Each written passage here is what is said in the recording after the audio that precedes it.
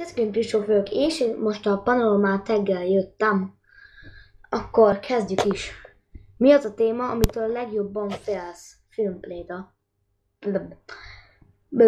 Filmpélda. Például. Filmpélda, mi az a téma, amitől a legjobban félsz? Nem félek semmitől, akkor téma, amitől. Ezt nem tudom. Második, mi volt a legijesztőbb paranormális élményed?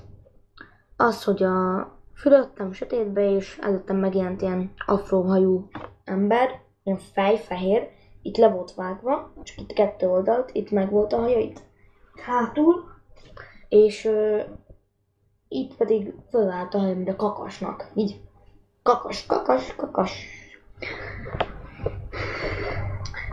A harmadik, nem tudom, negyedik, mi volt a legijesztőbb rémálmod?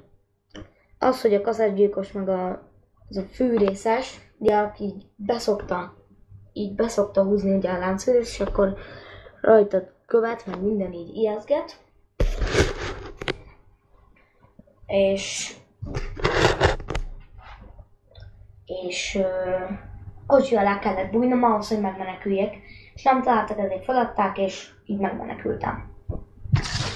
Akkor nézzük a következőt. Ugye, így néz ki.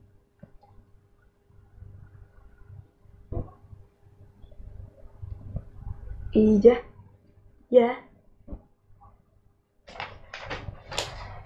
Mi volt? Ja, ötödik.